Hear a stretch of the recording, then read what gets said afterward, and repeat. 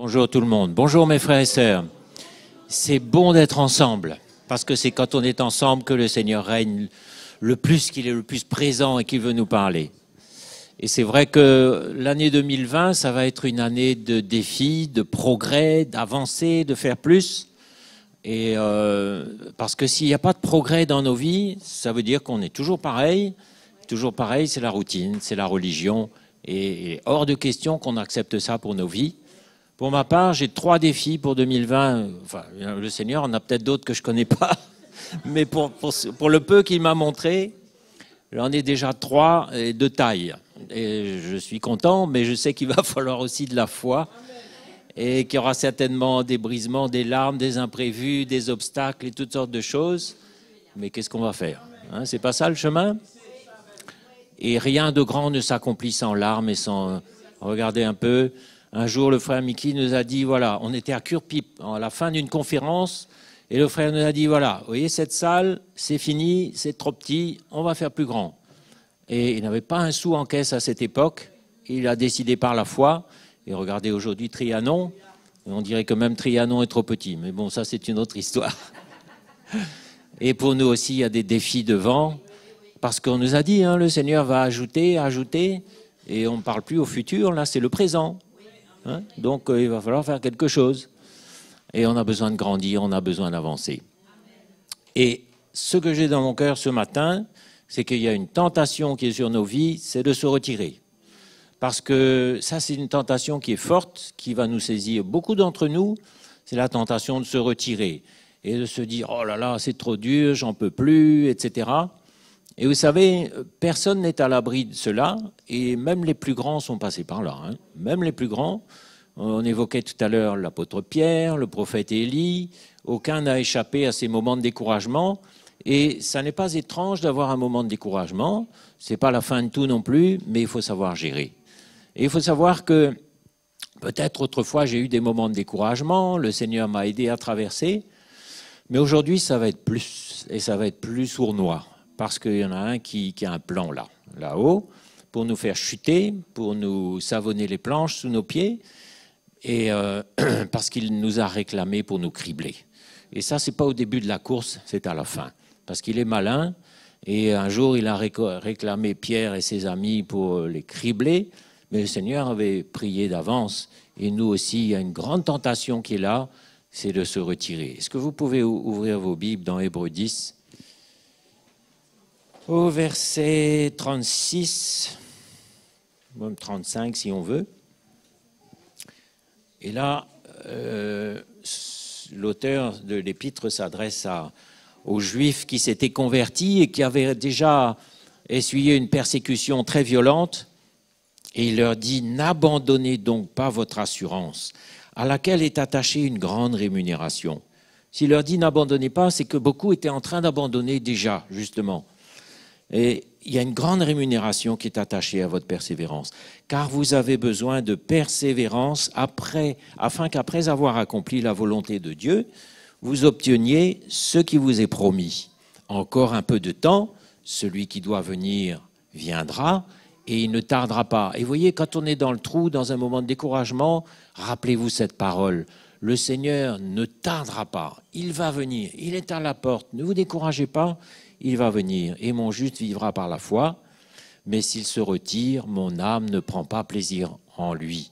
Donc, il n'y aura pas, vous savez, je crois que quand on sera devant le Seigneur, il n'y aura pas de parole de justification qui tiendra, on ne pourra pas dire, tu sais, le Seigneur, etc., mon frère, ma femme, non. Le Seigneur a préparé ce qu'il faut pour qu'on tienne le coup. Il a préparé la grâce qu'il faut pour qu'on aille jusqu'au bout.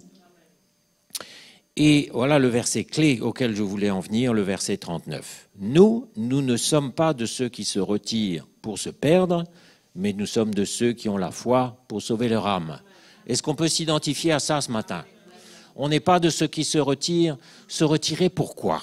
Vous pouvez me dire un peu, se retirer pour aller où? Pour faire quoi? Un jour, Pierre aussi et ses amis ont eu cette tentation. Et Pierre a eu ce cri du cœur, il a dit « Mais Seigneur, à qui on ira de toute façon hein?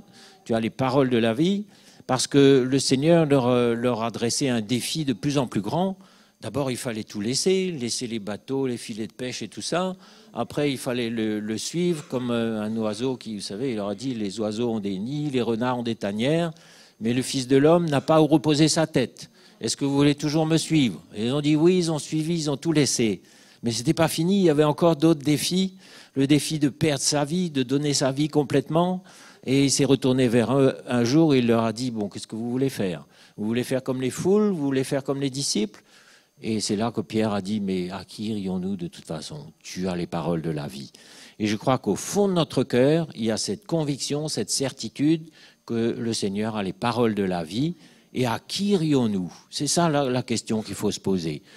À qui on va aller de toute façon? Vous savez, il y a des versets qui nous rappellent que quand on se retire, on devient pire qu'avant. On lira tout à l'heure. Hein. On ne va pas redevenir comme avant, mais on va redevenir pire. Et celui qui se retire, c'est terrible, hein, il va tout perdre. On ne va pas rentrer dans le débat un peu académique de savoir est-ce qu'il va perdre son salut ou pas, ça c'est un autre débat, mais il va perdre sa joie, il va perdre sa communion avec le Seigneur, il va perdre sa foi, et ça c'est son trésor, sa foi. S'il perd ça, il a tout perdu et l'ennemi a gagné. Il va tout perdre, celui qui se retire, il va perdre sa joie, il va tout perdre, et en plus, il va perdre des gens aussi qui le suivent, parce qu'il y a toujours des gens autour de nous, et je ne voudrais pas être responsable de la chute de quelqu'un ou de plusieurs. Parce que le Seigneur nous avertit, il nous dit à quel point une âme, une seule âme est précieuse. Et il nous dit, il est inévitable que des scandales arrivent, mais malheur à celui par qui les scandales arrivent, il vaudrait mieux qu'il ne soit pas né. C'est grave, hein? D'entraîner des gens dans sa chute, d'être une occasion de chute pour beaucoup, ça c'est pas possible, c'est grave. Et celui qui se retire, il a oublié les bontés de Dieu envers lui. Est-ce que vous pouvez faire un petit flashback des années passées? Regardez comment le Seigneur a été fidèle avec nous, comment il a été bon avec nous, combien de fois on a été dans la détresse, dans le découragement, dans les problèmes, dans les difficultés, dans les luttes. Est-ce que chaque fois il ne nous a pas pris par la main pour nous relever, pour nous encourager, pour nous fortifier? On arrive facilement même à devenir ingrat. Parce que le Seigneur se prodigue à nous par des choses très modestes, très simples. Quelquefois, c'est ma femme, mes enfants. Et souvent, pour ma part, je me dis, ben, Seigneur, merci pour tout l'amour que je reçois à travers ma femme, à travers mes enfants. Mais si mon cœur se gâte, même ça, je vais mépriser, je vais oublier, je ne vais plus en tenir compte. Et même si vous n'êtes pas marié, vous n'avez pas d'enfants, mais le Seigneur peut vous communiquer de l'amour à travers vos frères, vos sœurs, à travers n'importe qui.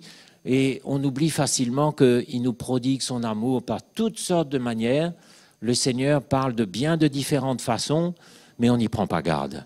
Et on met en oubli son amour, ses promesses. Et regardez comment Jésus a été fidèle avec ses serviteurs. Et vous voyez, tous sont passés par là, même les plus grands. David, par exemple, il est passé par des moments de découragement terribles aussi. Son fils Absalom l'a trahi, il a fomenté un complot contre lui. Son autre fils, Adonijah, a fomenté un complot contre lui aussi. Il voulait prendre le pouvoir. Il a pris une troupe avec lui pour prendre la place de Salomon. Alors que David était vieux, âgé à ce moment-là, mais le Seigneur a rétabli les choses. Tous ont eu leur moment de découragement et je crois que David a été parmi les mieux servis dans ce domaine.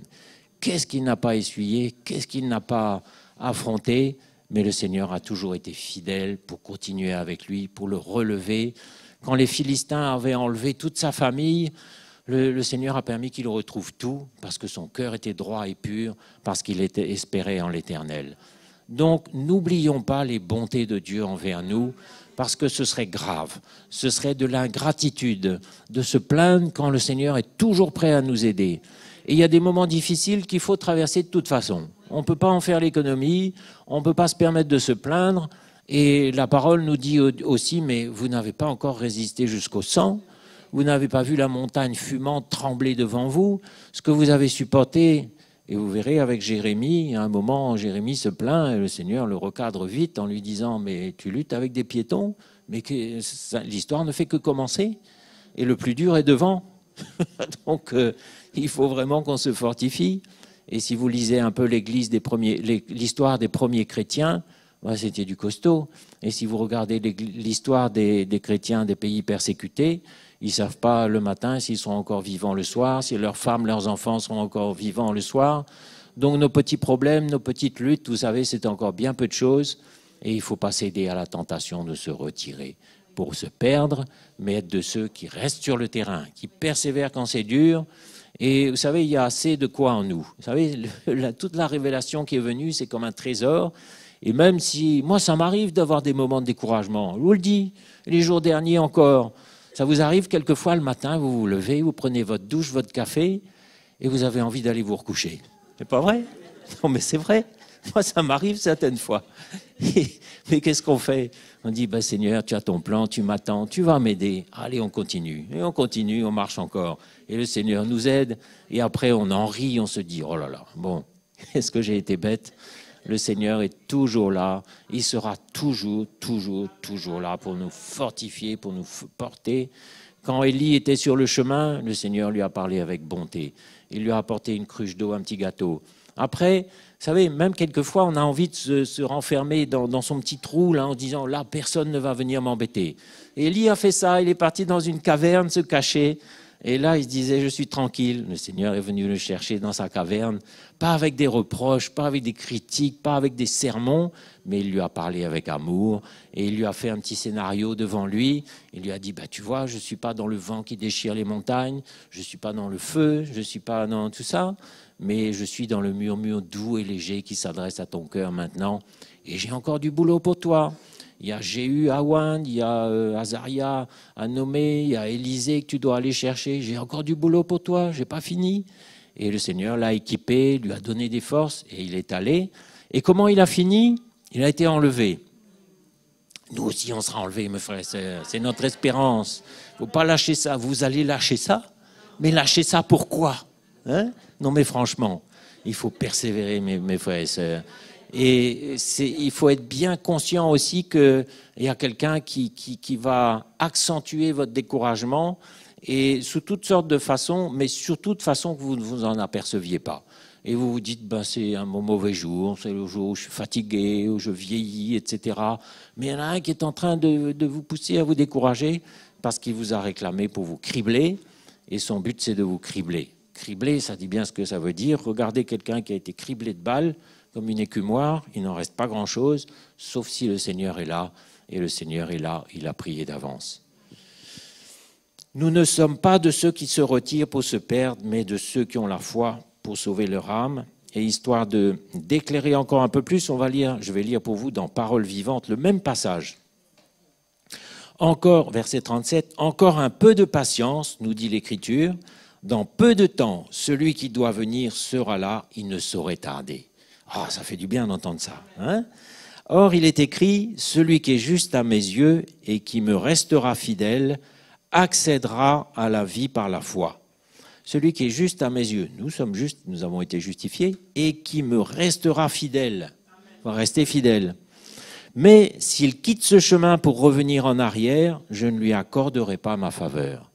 Donc, il n'y aura pas d'excuse au découragement. Découragement, ça peut arriver. Mais quitter le chemin définitivement, il n'y aura pas d'excuse pour ça.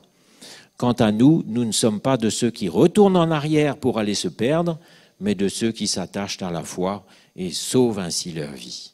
Vous voyez comment c'est encore écrit d'une autre façon, d'une façon peut-être encore plus claire. Alors après, on va lire un petit peu dans 2 Pierre, chapitre 2, verset 20. Et là, l'apôtre nous dit, « En effet, si après s'être retirés des souillures du monde par la connaissance du Seigneur et Sauveur Jésus-Christ, ils s'y engagent de nouveau et sont vaincus, leur dernière condition est pire que la première. » Voilà ce que je vous disais tout à l'heure. On a connu la grâce, on a connu l'amour du Seigneur et on s'engage de nouveau dans les voies d'autrefois et jusqu'au point où on est vaincu, c'est-à-dire que cette fois-là, le péché à nouveau a repris son oppression sur nous, notre dernière condition est pire que la première. Car mieux valait pour eux n'avoir pas connu la voie de la justice que de l'avoir connue et de se détourner du saint commandement qui leur avait été donné. Il leur est arrivé ce que dit un proverbe vrai, « Le chien est retourné à ce qu'il avait vomi, la truie lavée s'est vautrée dans le bourbier. » Pas très joli, hein? Il y a des mots très très crus qui sont là exprès pour nous montrer à quel point c'est vilain, vilain. On peut avoir un moment de découragement, mais on ne reste pas dedans. Et pour ma part, il y a une chose qui m'a toujours aidé à persévérer. Vous savez quoi? C'est la parole de Dieu. La parole de Dieu. Mes frères et sœurs, quand je regarde en arrière, toutes ces années passées, les frères m'ont aidé, les sœurs m'ont aidé, la communion fraternelle m'a aidé, beaucoup de choses m'ont aidé. Mais il y a une chose qui a été une lumière pour nous, pour m'en sortir dans toutes les situations, c'est la parole de Dieu. Ah, ça c'est quelque chose. La parole, je ne parle pas seulement de la lettre qui est noir sur blanc, mais je parle de la parole vivante, prêchée par l'apôtre, par le prophète, par le docteur, par le pasteur, par l'évangéliste.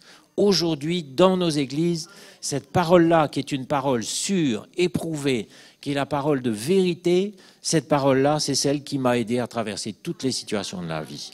Appuyez-vous là-dessus, mes frères et sœurs. Écoutez l'Évangile encore, parce que l'Évangile, c'est une nourriture. Ça nourrit votre cœur. Ça apporte de la force. De la même façon que le Seigneur savait comment fortifier Élie, le Seigneur sait comment vous fortifier aussi. Vous passez un moment de découragement, mettez le soir un petit message de vous savez de qui, et vous serez fortifié, vous serez relevé, parce que cette parole est une démonstration d'esprit et de puissance à travers la faiblesse de l'homme. C'est la puissance de Dieu qui vient vous relever, vous fortifier, vous équiper dans le mauvais jour. C'est une nourriture. Quand vous avez écouté ça, le lendemain, vous aurez de la force. Moi, souvent, quand je partais au travail, j'avais une demi-heure, 35 minutes à passer dans le train. Je mettais un message, je finissais de l'écouter dans le bus après. Enfin, j'écoutais un message le matin, ça me nourrissait. Une nourriture. Cette parole-là rentre dans tous les domaines de notre vie. Vous êtes découragé dans votre mariage, dans vos finances, dans votre santé, dans vos collègues de travail, dans n'importe quoi, l'Évangile aborde tous les sujets. Il rentre dans tous les domaines. Et comme la parole est vivante, bien souvent, vous écoutez, clac, c'est exactement le message que vous auriez voulu, vous aviez besoin. C'est un hasard, vous croyez? C'est le Seigneur qui vous parle. C'est l'Éternel qui parle à son serviteur Élie, qui lui dit « Mais Élie, relève-toi, je n'ai pas fini avec toi », qui lui parle avec amour, qui lui parle avec bonté, qui le relève. Et cette parole-là m'a aidé à faire face. Parce que moi, je n'avais pas toujours un frère pour me confier, partager. Vous savez, souvent, on a ce sentiment « je suis seul ». Mais tu n'es jamais seul, le Seigneur est avec toi. Et on n'aura pas toujours un frère ou une sœur non plus disponible pour nous encourager. Mais Jésus est là, tu peux déverser ton cœur auprès de lui, tu peux lui parler, tu peux recevoir son encouragement. Et quand la parole vient, il t'encourage. Cette parole-là m'a aidé dans tous les domaines de ma vie. Quand on a eu à faire face à notre vie de couple, la vie de couple n'est facile pour personne, absolument personne. C'est cette parole-là qui m'a aidé à persévérer, qui m'a appris à gérer aussi. Cette parole-là m'a appris à aimer mes enfants, m'a appris à gérer mes finances, m'a appris à gérer mes collègues, à gérer mon travail, à gérer toutes choses. Et c'est pour ça qu'au bout de 28 ans, je suis toujours là, debout. La parole de Dieu, c'est une lampe sur mon sentier. C'est la puissance de Dieu pour le salut de quiconque croit. Nourrissez-vous de la parole. Et en passant, on voit la responsabilité qu'il y a à prêcher cette parole-là. Parce que, gloire à Dieu que nous avons des serviteurs de Dieu éprouvés devant nous, qui nous conduisent avec justesse dans le bon chemin. Mais imaginez un peu des chrétiens qui sont conduits par la parole aussi, qui mettent leur confiance en eux, mais ils ne savent pas que c'est la parole des hommes et ils partent dans le décor. Il y a plein de chrétiens dans cette situation aujourd'hui. Quelle tragédie, quelle tristesse. Et moi, je n'en finis pas de voir des chrétiens qui ont été blessés, trompés, déçus. Imaginez un peu le privilège que vous avez d'entendre les ministères là qui prêchent une parole éprouvée au prix de leur vie, au prix du sacrifice de leur vie, du don d'eux-mêmes. Mais on a une chance extraordinaire. Comment peut-on se plaindre dans ces conditions? Comment peut-on se retirer dans cette situation? On n'a pas le droit. On a juste le droit de s'humilier et dire « Seigneur, aide-moi encore ». Et chaque fois que les plaintes viennent, le découragement, les murmures, on fait mourir ça. On amène toute pensée captive à l'obéissance de Christ. On met une muselière sur notre bouche, on ferme notre bouche, on ferme notre cœur qui veut se plaindre et ça nous fait du bien, et la parole. Et vous allez voir, on va lire un peu. On va lire la parole qui parle de la parole. Hébreux 4, 12. Qui sait ce que ça dit, Hébreux 4.12? Vous devriez connaître par cœur. Merci beaucoup. Voilà, la parole de Dieu est vivante et efficace, plus tranchante qu'une épée quelconque à deux tranchants, pénétrante jusqu'à partager âme et esprit, jointure et moelle. Elle juge les sentiments et les pensées du cœur. Nulle créature n'est cachée devant lui, mais tout est à nu et à découvert aux yeux de celui à qui nous devons rendre compte. La parole vivante et efficace qui sépare, qui tranche. Et alors, si la parole ne fait pas d'effet en vous, c'est que votre cœur est refroidi, endormi. Et là, on reprend à la première page, on reprend à la case départ. Humilie-toi. D'abord, première chose. Dis Seigneur, pardon, j'ai laissé mon cœur s'éloigner, s'endurcir. Il faut reconnaître les choses comme elles sont. Et après, une fois que ton cœur est à nouveau redevenu tendre et réceptif, tu retournes dans la parole. Et alors là, tu ne pourras pas être exposé à la parole sans avoir été confronté ou encouragé ou exposé, mais il doit se passer quelque chose. Quand le Seigneur parle, il se passe quelque chose. Je me souviens d'un message que j'avais écouté d'un frère de Maurice, un message qui était ciblé. Et ben, le lendemain, j'avais un lien qui était tombé, une chaîne qui était brisée. Le Seigneur, quand la bouche de l'Éternel parle, il y a des choses qui changent dans nos vies. Hein. Et la première chose qui se passe, c'est que je vois mon état. Je vois mon état, je vois ma misère, je vois ce qui manque encore, je vois encore les faiblesses de ma vie, de mon caractère, mes réactions. Et je dis, Seigneur, mais donc le bon process se fait. Ça, c'est la parole vivante. C'est cette parole-là qui nous équipe, tranchante, et c'est précis, hein, comme le bistouri du chirurgien, c'est très, très précis. Et le Seigneur me connaît mieux que je me connais moi-même. Ça, c'est hallucinant. Quand j'entends des paroles de prophétie, quand l'apôtre était là, je me dis, oh là là, ben oui, c'est vrai, je savais sans savoir, mais là, tu exposes telle affaire, telle affaire, telle affaire. Ben oui, je suis bien obligé de reconnaître que c'est moi. Le Seigneur connaît précis tous les recoins de mon cœur, et la parole vient pour ça, pour exposer, pour éclairer, pour séparer la chair et l'esprit, là où c'est mêlé, pour mettre à la lumière, pour traiter. Et il faut prendre ça dans l'esprit aussi. C'est-à-dire, quand la parole vient, n'essaye pas de l'appliquer. Ne va pas non plus te condamner en disant, ben oui, c'est vrai, je suis comme ça, c'est terrible. Ben non, c'est pas terrible, c'est super, réjouis-toi, au contraire. Si le Seigneur expose, c'est qu'il va faire un miracle après pour te libérer. Mais s'il a parlé aujourd'hui, sa parole ne va peut-être pas prendre effet la semaine prochaine, ni dans 3 mois. Il y a des paroles qui vont s'accomplir dans X temps. Mais sache que ce que l'Éternel a dit, ça va s'accomplir. Ne te mets pas sous la pression, juste humilie-toi, ouvre ton cœur, parce que c'est lui qui va le faire. C'est lui qui va faire le travail. On a besoin d'une œuvre de Dieu. N'essaye pas par des efforts. Au contraire, humilie-toi de tes efforts. Repens-toi de tes efforts. Laisse tout ça de côté, ça sent mauvais, c'est la main de l'homme. Le Seigneur n'a pas besoin que tu lui donnes un coup de main. Il a besoin juste que tu t'humilies, et il a son temps pour agir aussi. Ça, c'est frustrant pour nous parce que tout nous échappe, quoi. On voudrait que les choses, et c'est pour ça aussi qu'il faut persévérer dans l'épreuve, parce qu'il y a des épreuves dans son calendrier qui sont prévues pour durer un certain temps. Et alors, ça va former la patience, ça va former l'humilité, ça va former la persévérance, ça va nous aguerrir un peu. Et puis à un moment, pouf, ça y est, le Seigneur nous sort, parce qu'avec l'épreuve, il a prévu d'avance le moyen d'en sortir. Quand Pierre a été tenté et il a renié son maître, le Seigneur avait d'avance prié pour lui et prévu le moyen d'en sortir. Et il en est sorti victorieux, bien brisé sûrement, bien humble, et il a continué à encourager ses frères, à prêcher l'Évangile. Il est devenu l'apôtre Pierre et il est mort comme son sauveur. Il a obéi jusqu'au bout. Quelle merveille! Vous savez, il faut vraiment qu'on retire nos mains de nos propres vies. Est-ce que quelqu'un... Vous savez, on peut être découragé par nous-mêmes. Parce qu'on peut comprendre encore d'être découragé par mes collègues qui sont insupportables, par ma femme, mon mari, mais je ne sais pas quoi, mais on peut aussi être découragé avec soi-même. Et dans une espèce d'apitoiement, de self-pity, on se dit, et je ne suis pas meilleur que vous, ça m'arrive, hein, certains jours je suis découragé avec moi-même. Mais je ne reste pas comme ça, je ne reste pas longtemps, mais ça aussi, il ne faut pas que ça puisse s'installer. Parce que moi-même, ce n'est pas le point important. Le point important, c'est Christ qui a pris possession de ma vie, qui a pris ma vie en main, qui sait où on va, Et c'est pas moi. Moi, c'est rien du tout. Mes impressions, mes sentiments, etc. C'est rien du tout, ça. C'est pas important. Et on va continuer sur la parole avec le psaume 119. J'ai relu le psaume 119 qui est le plus long.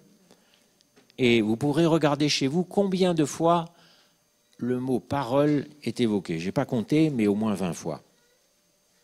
Alors évidemment, on ne va pas tout lire, hein, c'est beaucoup trop long. Allons lire au verset 9. Le jeune homme, est-ce qu'il y a des jeunes ici? Il y en a bien sûr. Hein. Comment le jeune homme rendra-t-il pur son sentier? Comment un jeune homme aujourd'hui peut-il marcher dans la pureté? Une bonne question, non? Psaume 119, verset 9. En se dirigeant d'après ta parole. Encore une fois. La parole, c'est une puissance qui brise les chaînes, qui tranche les liens, qui libère. Je te cherche de tout mon cœur, ne me laisse pas m'égarer loin de tes commandements. C'est quoi ces commandements? C'est la parole, justement. La parole écrite qu'on peut lire, la parole prêchée qu'on peut écouter. Je serre ta parole dans mon cœur afin de ne pas pécher contre toi. Donc il sait que sa solution pour ne pas pécher, c'est sa parole. Il la serre dans ton cœur. Et vous savez, souvent, dans les moments difficiles de la vie, clac, il y a une petite parole qui vous vient à l'esprit. C'est pas comme ça? Et il y a plein d'exemples dans la parole aussi qui peuvent nous encourager. Quand vous relisez la vie d'Esther, la vie de Joseph, la vie de tous ces hommes-là, il y a suffisamment d'exemples pour voir que d'autres ont traversé le chemin que vous traversez, et même bien pire que ça. Et même Jésus lui-même, le dernier jour, a dû jeter toutes ses forces dans une prière d'une intensité que personne n'a éprouvée jusqu'à présent, parce que lui aussi était tenté. Il n'a jamais cédé à aucune tentation, mais il a été tenté par les découragements. Mais imaginez que David se soit retiré pour toujours. Imaginez un peu le trou énorme qu'il y aurait dans la Bible. Imaginez que Jésus se soit retiré. On ne préfère pas imaginer. On ne serait pas là aujourd'hui. On serait perdu pour toujours. Et imaginez un peu, je ne veux même pas imaginer, mais juste pour vous faire prendre conscience, si vous-même vous retirez, il y aura un énorme trou derrière vous. Et ce n'est pas possible, on ne peut pas accepter des choses comme ça. Je serre ta parole dans mon cœur afin de ne pas pécher contre toi. Verset 24. Tes préceptes font mes délices, ce sont mes conseillers. Tes préceptes, c'est ce que vous pouvez lire dans votre Bible. Lisez un peu le livre de la sagesse, le livre des proverbes, l'Ecclésiaste. Mais c'est merveilleux, c'est une mine d'or ça fait mes délices et ce sont mes conseillers. Ah, vous savez, un jour dans les finances, je me suis un peu lâché, un peu laissé aller.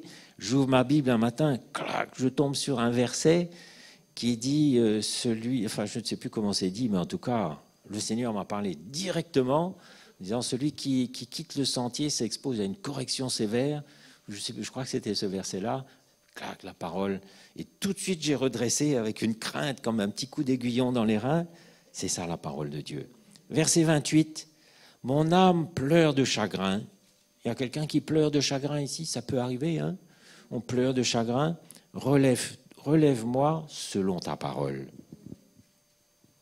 Verset 34. Donne-moi l'intelligence pour que je garde ta loi et que je l'observe de tout mon cœur.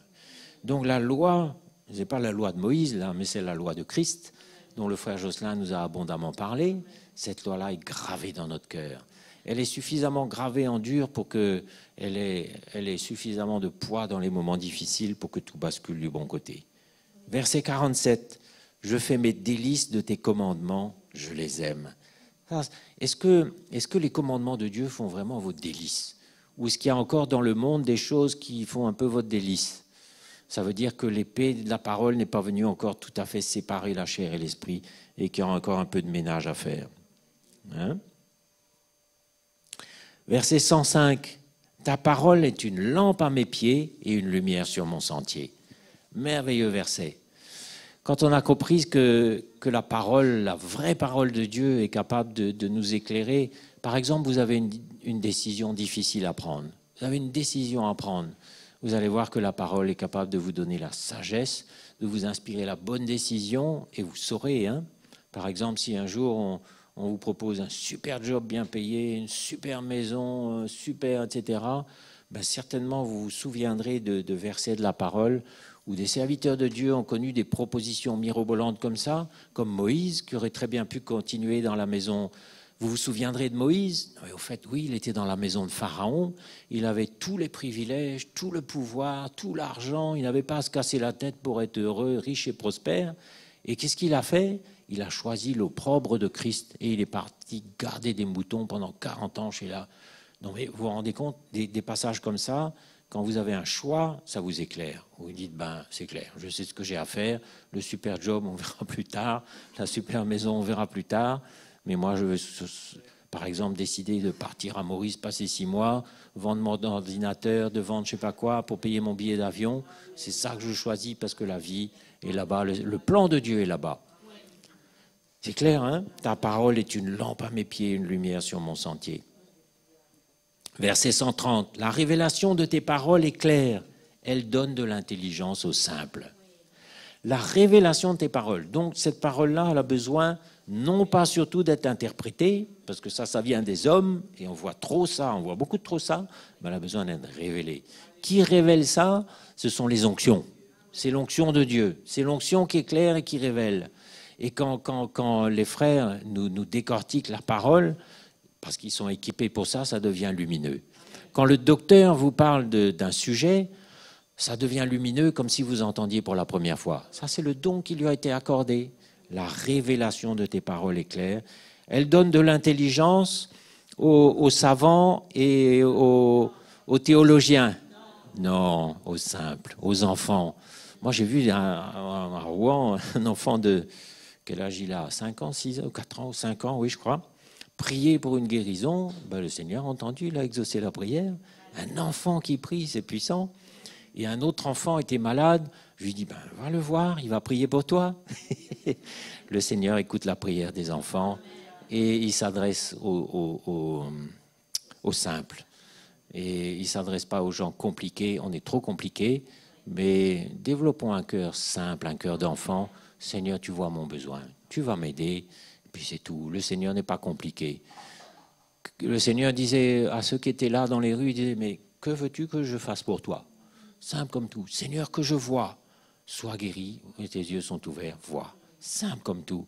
On est trop compliqué. Demande au Seigneur avec un cœur droit et pur et il t'exaucera. La révélation de tes paroles est claire, elle donne de l'intelligence au simple. 140, ta parole est entièrement éprouvée et ton serviteur l'aime. Ah, mes frères et sœurs, on pourrait continuer comme ça. Il y a une autre chose qui va vous aider puissamment, puissamment aussi, c'est d'établir des relations dans l'Église. Parce que, vous savez, les relations, c'est quelque chose qui est très précieux. Parce que, bien sûr, on a des gens qu'on aime dans la vie, des gens avec qui on est bien, des gens peut-être de notre propre famille de sang, mais les relations que le Seigneur veut nous faire créer ici dans l'Église, ça, c'est précieux dans le mauvais jour. Moi, j'ai expérimenté ça bien souvent. Des relations de l'esprit avec des frères, des sœurs. Et vous savez, quand on traverse un moment difficile, il se peut même que les frères et les sœurs ne le détectent pas et ne vous prodiguent pas un encouragement spécifique, mais juste leur présence. Juste la présence des frères, des sœurs, un petit coup de fil, vous ressentez leur amour, vous ressentez que leur cœur pour vous n'a pas changé, vous ressentez qu'ils sont bien là, qu'ils vous soutiennent, qu'ils vous aiment. Et vous dites, oh Seigneur, ça fait du bien. Voilà encore une manière que tu as de me fortifier et je pourrais tellement mépriser ça.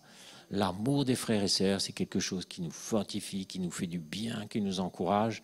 Et au moment où je me trouve nul, où je trouve que j'ai raté, que j'ai été le pire, j'ai été lamentable de voir que mon frère, ma sœur, même, il s'est même peut-être aperçu de rien. Juste cet amour-là, il ne sera jamais au courant, mais ça me soutient, ça me fait et ça me réconforte. Parce qu'on ne peut pas s'en sortir tout seul. Le Seigneur nous a mis ensemble pour partager, pour nous aimer, pour nous connaître, pour tout vivre ensemble. Pour ça, je suis content qu'il y ait cette agape. Parce que les agapes, aujourd'hui à Rouen, il y a une agape aussi. À la fin du culte, ils vont rester ensemble, ils vont partager le repas, ils vont partager leur cœur ensemble. Mardi, on aura une réunion dans une maison, on va partager le pain et la coupe, certainement. Une réunion et on cherche toutes les occasions d'être ensemble, de s'aimer, de se connaître. Et pas forcément pour faire des choses extraordinaires, on peut faire beaucoup de choses ensemble. Et même quand on fait une petite sortie, quand on fait n'importe quoi d'anodin, on va faire des courses, On n'est pas ensemble pour faire du shopping, pour faire des courses, mais notre objectif, c'est que la relation devienne de plus en plus forte. Et en faisant les courses, on partage. En étant ensemble, on partage encore. Et on se connaît de mieux en mieux. On a eu un petit déjeuner, là, vendredi matin, dans une maison encore, avec un jeune couple là-bas. On a partagé longuement, c'était riche, c'était vivant. On ressentait un amour qui grandit, une complicité qui grandit, un soutien. Et quand on est ensemble, il n'y a pas besoin de grandes explications. Chacun sait ce qu'il a à faire, pac, pac, pac. Et c'est comme les doigts de la main, et ça, c'est puissant. Et dans les derniers temps, ce sera très puissant. Établissez des relations. Ne restez pas seul. Et malgré tout, celui qui est un peu solitaire, moi, je peux comprendre parce que j'étais un ours autrefois. Un solitaire, un sauvage, j'étais comme ça. Mais le Seigneur m'a sorti de là. Et aujourd'hui, quand il n'y a pas de monde dans ma maison, dans l'église autour de moi, c'est comme s'il y a quelque chose qui manque, quoi. Hein? Tellement vous êtes devenu une partie de moi, vous êtes fait partie de ma vie. Et là, il n'y a pas d'histoire de position, de jugement ou quoi que ce soit. Moi, je ne me vois pas comme un ancien, je me vois comme un frère, une sœur. Et ça n'empêche pas aussi, bien sûr, que chaque chose est à sa place. Il y a des onctions, il y a des choses qui sont là dans l'Église. Ça, tout le monde le reconnaît, il n'y a pas de problème là-dedans. Mais il y a une relation de simplicité, d'amour fraternel. Et ça, vous allez voir, ce sera un grand soutien dans le mauvais jour. Élie n'avait pas ça. Le prophète Élie, il était tout seul, le pauvre. Et c'est pour ça, d'ailleurs, qu'il est vraiment parmi les plus grands. Hein. Il a accompli des choses. Mais en même temps, je sais que quand le Seigneur nous demande quelque chose de particulièrement difficile, il nous équipe aussi. Et si un jour je me retrouve comme l'apôtre Jean sur une île déserte, ben, l'apôtre Jean n'a pas sombré dans la dépression, mais il a continué à servir Dieu. Dans son île déserte, je ne sais plus si c'était Malte ou quoi, c'est là qu'il a écrit l'Apocalypse. Patmos, merci beaucoup. Et à Patmos, c'est là qu'il a écrit cette révélation extraordinaire. S'il a écrit ça, c'est qu'il entendait la voix de Dieu. Et s'il entendait la voix de Dieu, c'est qu'il était bien dans son cœur. Parce que le Seigneur l'avait équipé. Tout est grâce, vous savez. Il n'y a pas de Superman. Il avait échappé de peu à la mort. Les Romains voulaient le tuer. Ils avaient essayé de le tuer. Ils n'avaient pas réussi. Et finalement, ils l'avaient exilé. Et il s'est retrouvé là. Le Seigneur n'avait pas fini avec lui. Il avait encore du travail pour lui. Et c'est là, dans une solitude totale, dans une île déserte, il a écrit la plus grande révélation de tous les temps, un peu comme Daniel aussi. Après je ne sais pas combien de décennies de service, le Seigneur n'avait pas fini avec lui. Donc, grande difficulté, gros équipement du Seigneur. Super difficulté, super équipement du Seigneur. L'équipement, c'est la grâce, c'est une puissance qui ne vous fera jamais défaut. Ne doutez jamais de cet équipement qui est là. Hein? Et même si on a fait des erreurs, des bourdes, des boulettes, des choses terribles, le Seigneur n'a jamais fini avec nous. Jamais, jamais, jamais. Psaume 73, c'est David qui parle. David, c'est vraiment un exemple merveilleux. Dieu est bon pour Israël. C'est un peu ce qu'on a chanté ce matin. Hein? Il est bon. Dieu est bon, mes frères et sœurs. Il est bon pour tous ceux qui ont le cœur pur. Attention à mes pensées tordues, à mes raisonnements tordus. Dieu est bon pour ceux qui ont le cœur pur. Et ce verset 2, une confession de David qui est bouleversante. Toutefois, mon pied allait fléchir, mais pas été sur le point de glisser. C'est merveilleux qu'il ait connu ça. C'est merveilleux qu'il ait eu ce moment, parce que ça nous encourage. Et vous voyez qu'il y a cet aspect-là aussi. Là où vous êtes dans un moment difficile, que les consolations abondent en vous, elles vont abonder aussi quelque part autour de vous. C'est pour ça qu'il est bon de passer par des difficultés. Et sachez que quand vous êtes dans la difficulté, il y a un potentiel d'encouragement qui va se dégager pour quelqu'un d'autre qui va suivre derrière. Hein? Mais pas été sur le point de glisser. Donc on voit qu'il était limite, quoi. Car je commençais à porter envie aux insensés en voyant le bonheur des méchants. Et alors, il commence à regarder les méchants et il se dit, mais au fait, les méchants autour de moi, ils prospèrent, ils sont riches, ils sont bien, ils ont des grandes maisons, il n'y a aucun problème. Ça vous arrive de réagir comme ça? Ben, moi, je suis dans les problèmes, j'ai plus d'argent, tout va mal pour moi. Et il y a des gens dans ma société là qui sont riches, qui sont prospères, qui ont des grosses voitures, qui n'ont aucun problème. Ben, voilà un peu le genre de raisonnement qui commençait à guetter David à ce moment-là. Hein? Ils élèvent leur bouche jusqu'aux cieux, etc. Et au verset 13, alors là, ça devient grave. Il dit, c'est donc en vain que j'ai purifié mon cœur et que j'ai lavé mes mains dans l'innocence. Ah, le cœur a commencé à se gâter. Hein, il a commencé à gâter son cœur. Et il se dit, bah alors ça ne sert à rien que j'ai gardé mon cœur pur, ça ne sert absolument à rien. Et puis au verset 16, il rentre en lui-même et il réagit. Ça doit être rapide, ça ne doit pas durer. En quelques heures au maximum, on doit rentrer en nous-mêmes et réagir. Verset 16, quand j'ai réfléchi là-dessus pour m'éclairer, la difficulté fut grande à mes yeux. Donc il y a eu un combat assez violent quand même. Hein. Verset 17, jusqu'à ce que j'ai pénétré dans les sanctuaires de Dieu et que j'ai pris garde au sort final des méchants. Donc là, il rentre dans le sanctuaire de Dieu. Et le Seigneur te dit aussi, ferme la porte sur toi et rentre dans le lieu secret où tu parles à ton Dieu, rentre dans la prière, rentre dans sa présence, et là tu vas voir toute chose d'une façon très très différente. Vous rentrez dans la prière, vous vous humiliez sérieusement, déterminé, et il y a des moments comme ça, il y a des moments où c'est bon, quoi, c'est trop, c'est too much, et on dit au Seigneur, Seigneur, là il faut que je te parle, là il faut que j'ai un moment avec toi, il faut qu'on se parle. Et là, vous fermez la porte, vous vous isolez, et vous avez un moment intense avec le Seigneur, où il dit, voilà, Seigneur, voilà ce qui se passe. Et là, il vous éclaire, il ramène la paix, et il vous montre que votre manière de voir était mauvaise, votre manière de voir à vous n'était pas bonne du tout, et il vous dit, mais regarde les méchants, là, tu les contentes, mais demain, ils seront finis, demain, ils seront dans la tombe, demain, il n'y aura plus rien. Alors que toi, ce que j'ai pour toi, c'est la vie éternelle, une éternité de bonheur, et ça n'a pas changé. Tu es découragé, mais le plan de Dieu pour toi n'a pas changé. Le plan de Dieu, mon plan n'a jamais changé, il est toujours là. Qu'est-ce que tu me racontes? Donc, jusqu'à ce que j'ai pénétré dans les sanctuaires de Dieu et que j'ai pris garde au sort final des méchants. Oui, tu les places sur des voies glissantes, tu les fais tomber en ruine, tu les mets en ruine, etc., etc. Verset 21, lorsque mon cœur s'aigrissait et que je me sentais percé dans les entrailles, j'étais stupide et sans intelligence, j'étais à ton égard comme les bêtes. Donc vous voyez, quand on a fait cette démarche de venir devant Dieu sérieusement, de s'humilier, de le chercher, on voit rétrospectivement combien on était bien bête de réagir comme ça et combien on était complètement à côté de la plaque. Par contre, si vous persistez dans votre cœur endurci, ben vous allez peu à peu avoir un voile sur les yeux qui va vous faire voir toute chose à l'envers. Parce que c'est ça la chair, elle voit absolument tout à l'envers. Par exemple, je ne sais pas quel exemple on peut prendre, mais si on vous dit bah, ça c'est noir, vous allez dire bah, non c'est blanc. Vous allez tout voir à l'envers parce que votre cœur s'est gâté. Un cœur gâté, ça met un voile sur les yeux.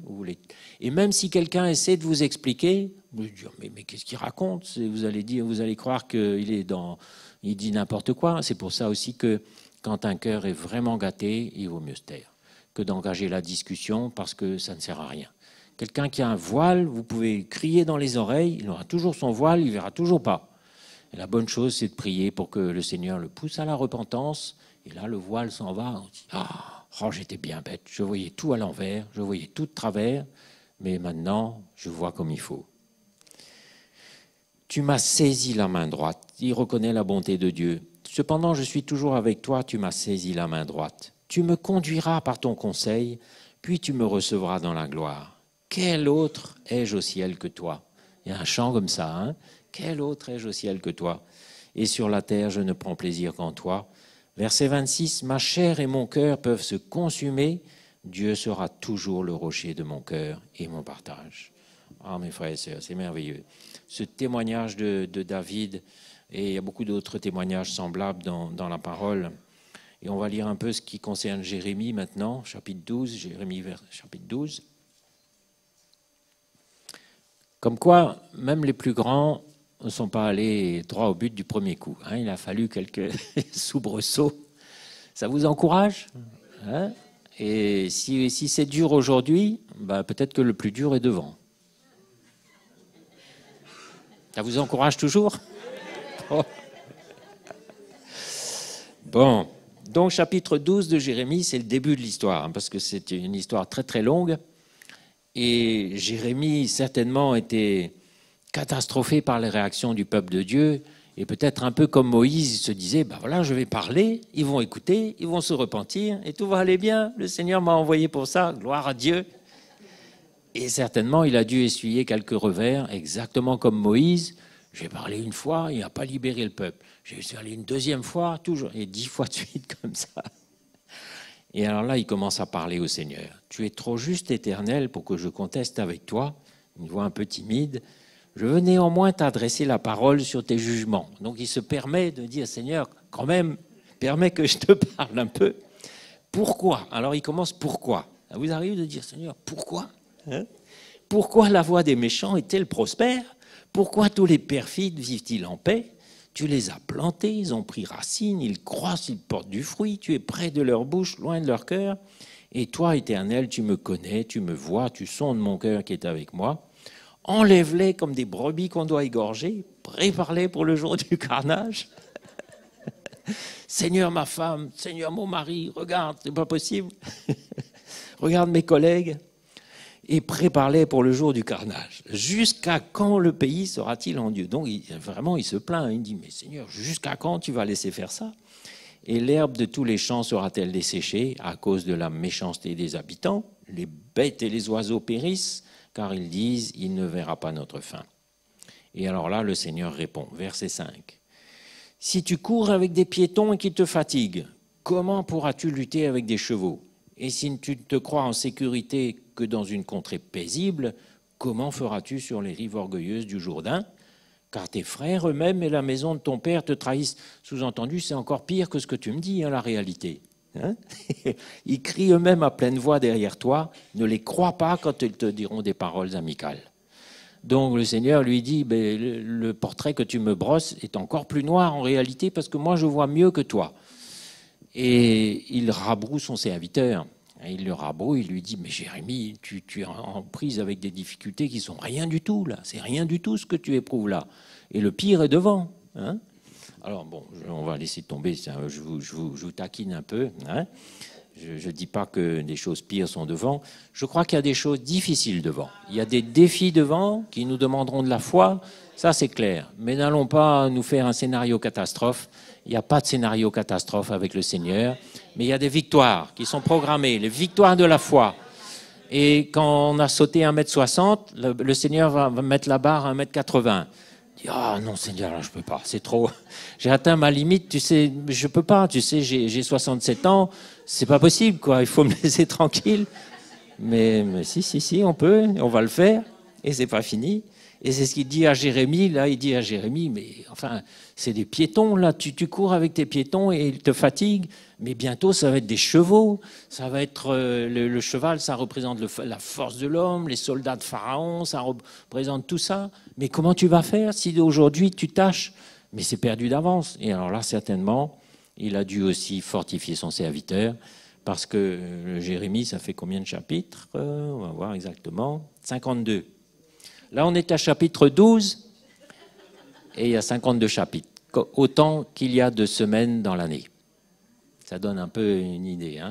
Et tous ces hommes de Dieu-là ont eu une longue carrière, très très longue. David, quand il est mort, il était dans son lit, il était âgé, fatigué. Élie, je pense qu'il était vieux aussi. Tous les prophètes aussi, Jérémie, il devait être très âgé. Et Daniel aussi, je pense à Daniel. J'ai relu l'histoire du prophète Daniel, c'est merveilleux. La persévérance qu'il a eue, comment le Seigneur l'a soutenu, l'a fortifié. Il n'a jamais fait de compromis, il s'est tenu pour la vérité et le Seigneur l'a toujours soutenu. Mes frères et sœurs, si vous avez un cœur pur, attendez-vous à ce que le Seigneur soit toujours avec vous. Toujours, toujours. Cœur pur, c'est la base, c'est la condition. Et quand l'Éternel avait délivré David, qui avait récupéré toute sa famille des mains des Philistins, il a cette confession, il dit « Seigneur, tu m'as exaucé parce que mon cœur était pur, mes motivations étaient sincères, parce que j'avais un cœur pour toi. » Mais, sous-entendu, mais si, attention au cœur impur, attention au cœur pas pur. Donc, mes frères et sœurs, le Seigneur est fidèle. On va aller parler beaucoup plus loin aujourd'hui. Je crois que les choses sont bien claires. Les choses sont très très claires, le Seigneur est bon. Mais vous savez, quand on dit qu'un homme averti en vaut deux. Donc vous êtes averti que l'ennemi va essayer de vous faire chuter. Donc quand vous êtes pris d'un moment de découragement, sachez que ce n'est pas seulement vous, mais c'est lui aussi qui essaie de vous décourager. Et quand on est averti, qu'on sait ce qui se passe, on est plus équipé pour résister, hein. On résiste mieux, on est plus équipé pour tenir bon et on va savoir se défendre. On va apprendre à manier les armes de l'esprit. Il y a un combat à livrer. On est comme des soldats dans l'esprit et on doit apprendre à manier les armes de l'esprit. Le bouclier, le casque, la lance, tous ces trucs-là, on doit apprendre à résister au diable dans le mauvais jour et il fuira loin de nous. Jésus même a été tenté, mais il savait très très bien manier les armes de l'esprit et l'ennemi a été obligé de fuir très rapidement. Vous aussi, vous avez le pouvoir de mettre l'ennemi en fuite. L'ennemi, ce sont les pensées, ce sont les raisonnements, c'est l'imagination. C'est, vous savez, ce pathos-là qui s'installe dans votre crâne un jour et qui n'a rien à voir avec la réalité. On prend position, on résiste.